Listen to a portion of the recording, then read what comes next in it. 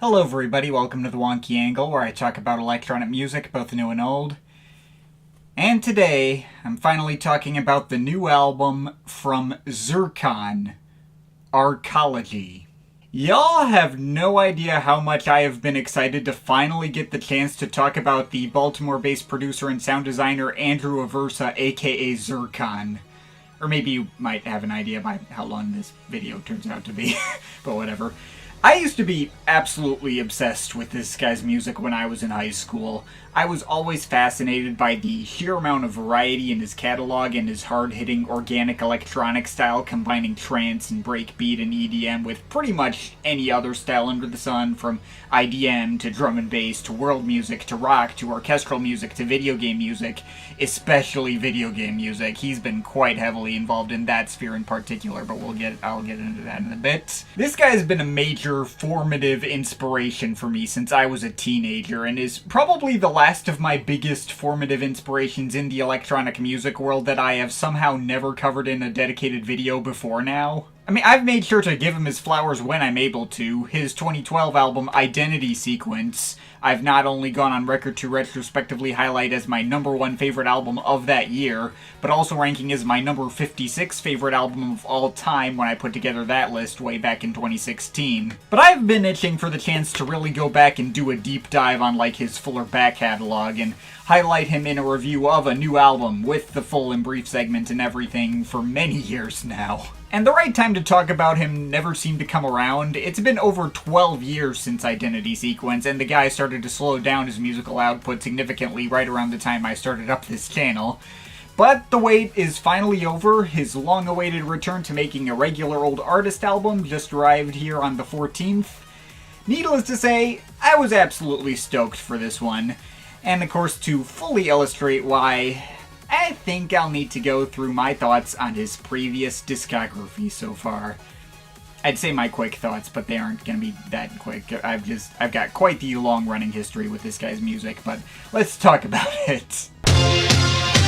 So let's start all the way back in 2004 with his debut effort here, which is pretty much just a decent little old-school 2000s trance project. Pretty rudimentary as far as the genre goes, hasn't yet set itself apart as anything especially memorable or impressive, but it's perfectly serviceable enough for what it is. Will still hit nicely enough if you have nostalgia for this era, and at worst it's cool as like a curiosity to see what his style was like before he'd really formed his own unique artistic voice. This one shows him evolving and developing his sound more, bringing in a lot more heavy breakbeat and rock elements, clearly inspired by big beat from the late 90s, such as the Chemical Brothers and the Crystal Method. It's still kind of on the samey side and doesn't have too much in the way of hooks, but it's definitely an improvement on what he did before, and a solidly fun time all around.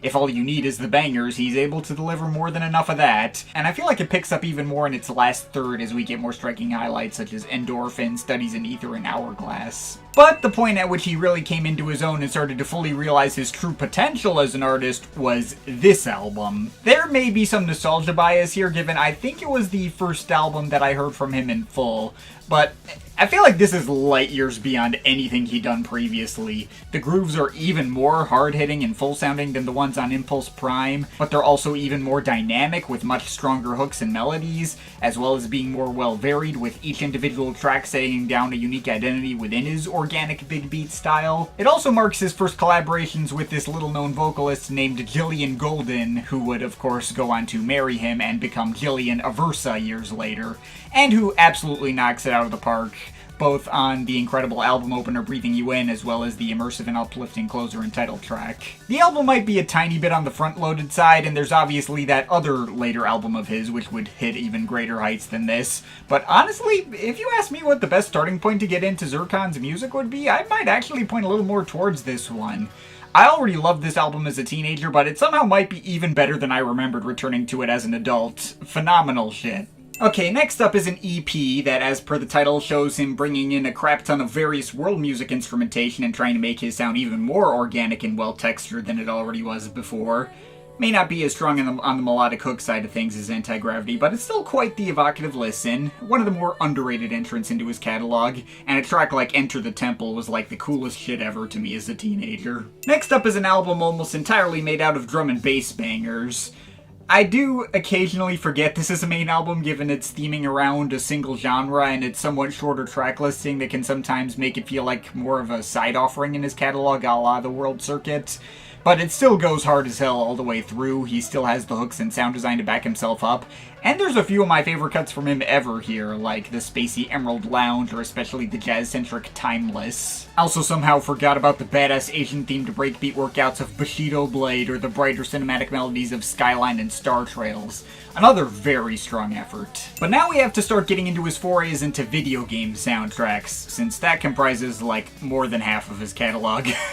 And I think his very first soundtrack album here still stands apart as my personal favorite out of all of them. Mostly because it's basically just a traditional Zircon album with songs that happen to be structured as loopable within the context of a game. I've never played the game, what with it being exclusive to, I think, Xbox Live Arcade or something like that, and I don't recall it getting the most glowing reviews from those who did play it, but Zircon absolutely brought his A-game to this soundtrack with some of his absolute best material. Again, bringing tons of variety from tracks taking cues from synth-pop, electro-funk, metal, industrial, classical music, psychedelia, and more, combined with his usual trance and breakbeat, with loads of his best melodic hooks that showcase his clear love for the classic canon of video game soundtracks. My personal favorite track on the album, Photosynthesis, he credited as being directly inspired by BT, with lots of organic instrumentation and crazy change-ups and stutter edits in that guy's style. And seeing that credit was actually what convinced me to look into BT's music for the first time. So, longtime viewers of this channel are going to know exactly how meaningful a statement that is. For better or worse. Mostly for better. Now, for his second soundtrack album, he went for much more of a traditional video game soundtrack route with much more of a playful and quirky edge.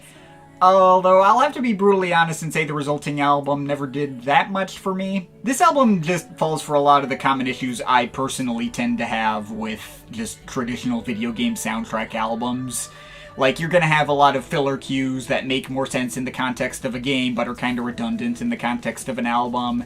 There's also a whole section of bonus remixes tacked on at the end, which range from, they're okay, I guess, to actually kind of bad in the case of Sting for Your Supper. And even if the album were more streamlined, I don't think I'd put most of the major tracks among his best work either. It's all the kind of thing that fits the mood of the game very well, but doesn't grab me enough to want to listen to on its own. With, of course, one major exception, the track Training Montage is amazing and might be among my top 10 favorite tracks he's ever made. I think he was like inspired by the Rocky theme song, but gave it like a cyberpunky and cartoony twist, and it is hype as fuck, worth checking out on its own. And I'll also say Cryomorph and Fantastic Robotique are pretty enjoyable too. But as a full standalone album, I can't say this is anything essential unless you were a big fan of the game, which I wasn't really. I tried it for a bit many years ago and never really got into it, so yeah, there's that too. But here's a soundtrack album he did in collaboration with Jeff Ball for a puzzle game exclusive to the iPad, and I think this one's pretty dang underrated. This one definitely benefits from being the only game Zircon contributed to that I've not only played, but also finished way back in my senior year of high school, when my school issued iPads to students, but it was the first year they ever did that, so they didn't think to block students from using the App Store. So I have a lot of good memories with this one, but even with that in mind, it still holds up really well just as an out-of-context album, falling more on the meditative and down-tempo side, but still maintaining the well-textured organic electronic style Zircon's known for, well fit for the more casual puzzle setting of the game, but delivering tunes strong enough to stand on their own. The album's also equally halfway split between Zircon and Jeff Ball, each of them contributing 6 tracks solo and 3 in collaboration with each other, although it still comes together so cohesively where if you weren't told who contributed which track you would not be able to tell, so yeah, really nice stuff. So that, of course, finally brings us to Zircon's true masterpiece. This album is like the culmination of everything he'd learned as a producer, but taken to the next level. All the same heavy cinematic breakbeat styles he cut his teeth on in the late 2000s, with more dips into EDM, dubstep, drum and bass, and trance, among other styles. Slightly less stylistic variety in comparison with Anti-Gravity or The Fittest soundtrack, but even more expansive and well-polished than ever before, with even more varied instrumentation and textures from strings to guitars to dulcimers and bells and whatever other applicable instruments, and even a full choir on one track, like a real choir and not just a convincing synth imitation. Also featuring even more catchy melodies and hooks than ever before, doubling down on the vocal appearances from Anti-Gravity with more than half the track listing prominently featuring Jillian Aversa's vocals, and even a couple of tracks with male vocals from Chris Gordon. And of course, everything tied together in a conceptual structure inspired by science fiction movies and especially Ghost in the Shell. I've already gone on record multiple times how amazing I think this album is. This was some truly life-changing shit for me in high school, and I still hold it just as close to me now as an adult. It's his best album and absolutely essential listening. Next up, an EP of bright and energetic EDM summer jams done in the style of adventure-era Madion, a little before that album came out, actually. If you like Madion instrumental tracks like Imperium and OK and that kind of thing, then you'll love this. And I have a lot of good memories with it myself, especially for the track Across the Ocean, another easy contender for like one of my top 10 favorite tracks of his. And it was also the last time he would release a full project of non-soundtrack material for over a decade. But he did still keep going with soundtrack work for a while longer though, so we're keeping going with that. I haven't played any of the games he soundtracked in this period, by the way. I'm once again just talking about the music by itself and how it works in the context of standalone albums, which arguably completely misses the point to the projects like these, but it's the only perspective I have. Now, I'll be honest, when I saw him post this on his Bandcamp page in 2014, I actually skipped out on it altogether. Not because I didn't think he wouldn't be able to deliver quality, but purely because this is the soundtrack to a Phineas and Ferb game. That show started coming out, I think, when I was, like, starting out middle school. That was when I first saw it, I think. And seeing an episode or two was the first time I realized I was no longer in the target demographic for kids' cartoons anymore. Also, it didn't help that this album has 40 tracks adding up to over 80 minutes of music. I was worried this might be a little bit of a slug. But I went back and actually listened to it in full for the first time for this video, and it was pretty much exactly what I expected, but I suppose it was pretty neat for what it was going for. Like, this shows Zircon writing loads of orchestral compositions inspired by composers like Thomas Newman and Danny Elfman. Obviously all synth imitation orchestral patches, but they're very good sounding orchestral patches with sufficiently dynamic arrangements as to be expected from him. If I have any major problem with this album, it's actually the fact that the experience runs together a lot, and it's difficult for me to meaningfully tell most tracks apart from each other, but at least there's like a playful and adventurous vibe I can sink myself into that prevents it from being as much of a drag as it could have been. Not essential, but not bad. His next soundtrack was inspired by the fake orchestral soundtracks of old PlayStation 1 era RPGs and Final Fantasy and stuff. And the listening experience of this album really isn't too far removed from the Phineas and Ferb thing, but it's obviously much more serious in tone. I remember thinking it was pretty impressive upon hearing it when it first came out, but never felt compelled to come back to it out of how long and samey it felt. This kind of music can wear out on me if I hear too much of it all at once, whether the orchestra be live or synthesized. Hello, Two Steps from Hell. This is, however, less long and samey an album than that Phineas and Ferb thing. I can't actually tell tracks apart from each other on this one, so at least on that merit alone, it is a step up. I'd say that this is pretty good as an album. But directly on that note, here's the soundtrack to another RPG, this time inspired by the SNES era and games like Chrono Trigger and Secret of Mana and all those. Also significantly more chill and peaceful on average than the last two. Though this one is primarily notable because he didn't just compose the music for the game in question, he actually developed and designed the entire game as well. I think the fact that this game was a personal passion project and not just something he was commissioned for does show, not just in the fact that the album's even longer than either of the previous two, adding up to over an hour and a half of music, but also in that he put more effort into making extra sure each of the themes was more distinct and replayable. And of course, let's not forget the handful of tracks from pretty high-profile guest composers. There's a track by Hiroki Kiruta, who's best known for soundtracking Secret of Mana. There's a track by Norihiko Hibino, who's best known for soundtracking Metal Gear Solid 2. And there's a track by Grant Kirkhope, who's best known for soundtracking Donkey Kong 64 and Banjo-Kazooie. That's pretty stacked. Now, admittedly, this is still the kind of thing where you might already need the same passion for gaming that Zircon does in order to get the most out of it as a standalone album. As someone who isn't really into this particular genre of roguelike games and RPGs and doesn't have any nostalgia for the SNES era, I just thought this as a standalone album was very nice without necessarily moving me on that deep a level. But you know, it's very easy to tell how much this meant to him personally, and Perhaps it says something that even from my outsider perspective on the genre, I didn't feel the length on the album nearly as much as I expected to, so yeah, this is some good stuff. But I think that's finally going to bring us to here. There's more minor releases I skipped over for the sake of brevity, like the soundtrack EPs for Demon Truck and the Legend of Shara expansion of Tangle Deep, the archival compilation Unearthed, his compilation of video game remixes he did for the Overclocked Remix site, and all number of loose singles, but I think I've already gone on plenty long enough. I think we get well enough how in-depth a fan of this guy's work I've been. But anyway, Tangle Deep and its soundtrack first came out in 2018, and it's been almost 7 years since then. That's certainly not to say he's gone inactive or anything, though. He's just been focusing on other things. First of all, game development took up a lot more of his spare time, which stands to reason. Developing a video game is typically a few orders of magnitude more complicated and time-consuming an endeavor than making an album. But he also does sound design. On top of that, he has his whole Impact Soundworks company that's focused on making, like, sound libraries for people to use in FL Studio and the like. Also, of course, he has a family with kids to take care of now as well. But it was never like he disappeared altogether. He was always active somewhere and always periodically made sure you knew he was up to something through social media and the like. Also, big props to him for being the first artist I personally saw to publicly stand his ground against NFTs when those were starting to become a thing a few years back. Boy, did he turn out to be on the right side of history with that one. But anyway, the idea of an actual new album was something he was always teasing, always going like, I'm working on it, it'll come at some point. He dropped this album's lead single called Spire way back in 2021. He also set up a Kickstarter to fund the album and get a bigger budget, like what he also did with Identity Sequence.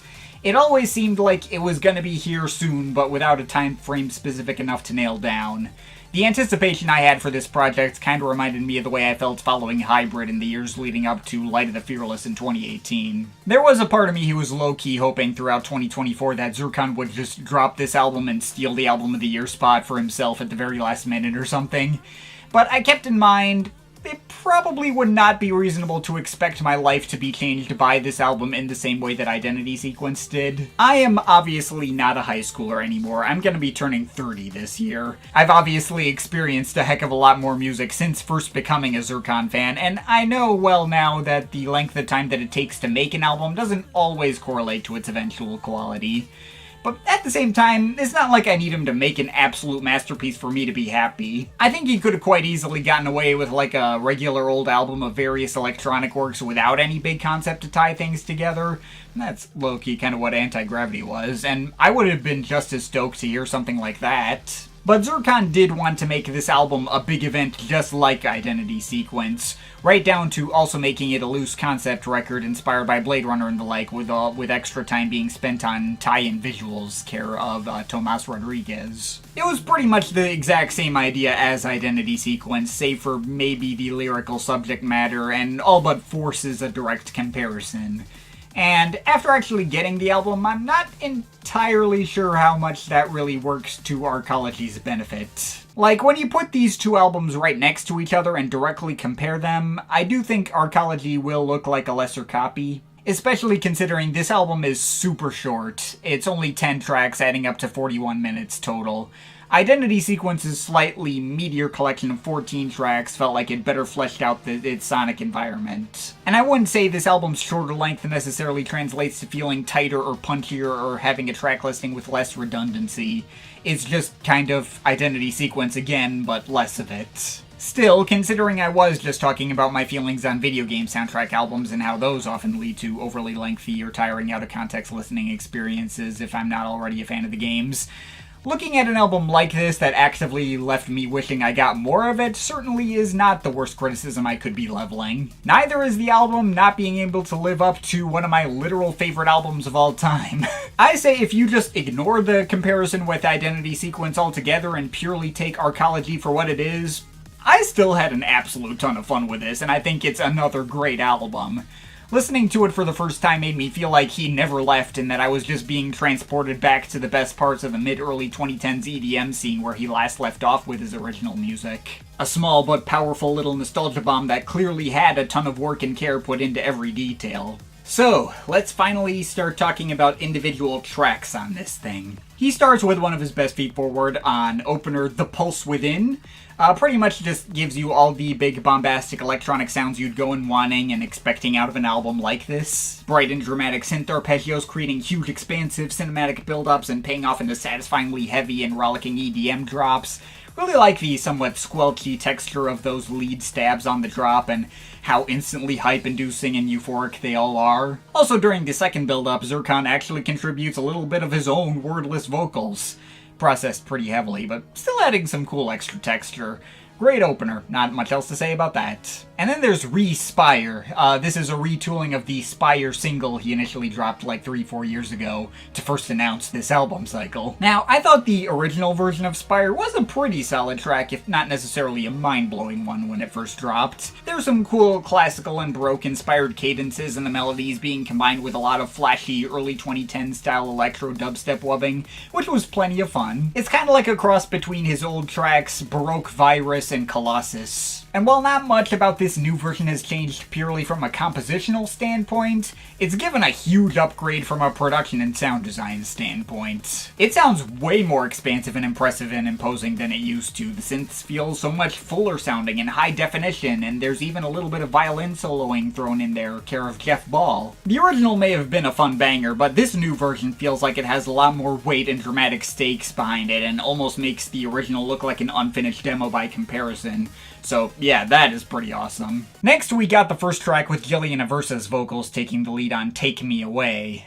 I think this was also released as a teaser single a while back, though I think I avoided listening to it at the time since I thought the album release was going to be closer than it was and didn't want spoilers. This is the kind of track that I feel like I'd get it if someone were to say they weren't really keen on it, out of the production feeling like too cheesy or dated for their liking. The dubstep wubbing on this track's drop sounds like something that would have come out in like 2011 at the height of Skrillex's popularity. But I'm personally not going to complain about that since A, I do really like that era of Skrillex, B, you don't really hear tracks that sound like this too often these days anymore, and C, it's once again really damn good sounding and well polished early 2010s style melodic dubstep. Kind of get like Black Mill vibes off of it, and I'm never going to complain about that. And of course, Jillian Aversa absolutely kills it with her vocals as always, both in terms of her actual performance sounding really impressive and fitting well with the instrumental, but also just delivering one of the album's catchiest melodic hooks. One of the tracks more likely to get stuck in my head in the best way. But next we have The Other Side. Instrumentally, this is a pretty standard aggressive drum and bass banger, and Jillian Aversa delivers some pretty nice background vocals, kind of in that Ghost in the Shell style again. Though the main thing setting this track apart is that this, to my knowledge, is Zircon's first time working with a guest rapper, Omega Sparks. Now, when I first heard this track, it was a notable highlight on the merit of its novelty alone, and the fact that I've never heard Zircon make a track like this before, and I still definitely respect it for that. Although, this was admittedly a track that shrunk on me the more times I heard it. Omega Sparks has a lot of energy as an MC and a sort of menacing growling voice, which is cool, but his inclusion does make the track feel a little goofier and harder to take seriously than it probably would have been otherwise. It's maybe a little jarring to have this polished retro-futuristic drum and bass instrumental on an album with all these themes of escapism that suddenly has this guy talking about unloading clips and shouting out the dirty South. I don't know, though. This is kind of more of a minor nitpick than anything. I still think it's a good track at the end of the day, and I don't think it would be as good if you took Omega Sparks out. It's just not really one of the bigger highlights on the album for me. Certainly nothing compared to the next track in sort of album centerpiece, No Limits, which is easily my favorite cut on the whole album and pretty much prevented this album from ever falling below great territory for me on its own. This cut hits the same kind of note for me as the title track from Identity Sequence, which is probably just my favorite Zircon track ever, by the way, crossed with maybe a little bit of the same vibes as the hybrid track Light Up. I do think I still prefer both of those tracks over this one, but it's a lot more easily comparable than you'd think. It hits the same kind of transcendent emotional heights with the best melodic hook on the album going over a ridiculously propulsive instrumental that starts out kind of a little synthwave-ish, and then goes into double time and becomes more drum and bass leaning. I guess this is the part in the album's loose story where the main character breaks out of the Matrix, as it were, and it definitely feels like the musical equivalent of breaking out of the Matrix, or I guess maybe leaving Earth's orbit and blasting off to the outer reaches of space or something. Hearing Jillian Aversa's soaring vocals promising to return here one day, followed by the most exciting fast-paced bass drop, is such an incomparable thrill where I could see this possibly still being my favorite individual track of the whole year 11 months from now. Absolutely phenomenal stuff. Anyway, next up is Stranger Skies. This is another track that I like a lot, but I'm also a little conflicted on. After the absolute transcendental height the previous track hit, this one aims to be more of a tender, emotional come-down.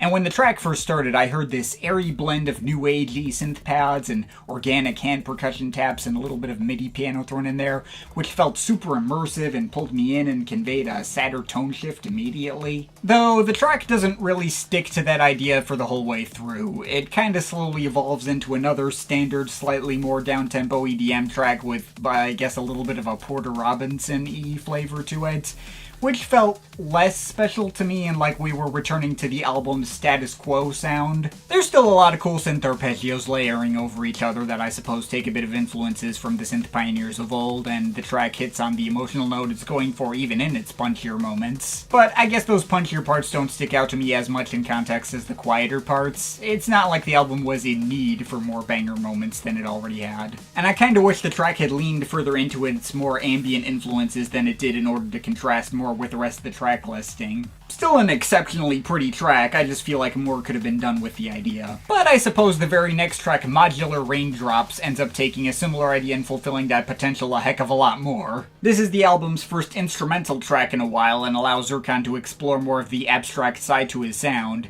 densely layering over a lot more synth arpeggios and beats, kind of in a more structureless and meandering sort of way, while Jillian Aversa provides more background vocals, and there's more pianos and Jeff Ball's violins to add more texture. This is a track that really nails down a sense of place and environment in a way that no other track on the album is able to do on the same level. Just a perfectly placed mood piece that really wraps around and envelops me and hits on an even stronger emotional level than the previous track out of how lonely and detached it can feel. And to directly contrast that, after the album's lowest energy and prettiest moment, we get another one of the album's highest energy and most exciting moments in Infiltration. Another instrumental track on the drum and bass side of things, but much darker and more sinister feeling than anything else on the album, as if it's acting like the album's villain theme or something. When the track starts with nothing but wobbling bass and echoing effects without any melody at all, setting up this spooky atmosphere, it kinda gave me chills. But it keeps evolving into new propulsive grooves and super tense and unnerving cinematic atmosphere. And holy shit, that second drop is the most face-meltingly hard-hitting moment on the whole album.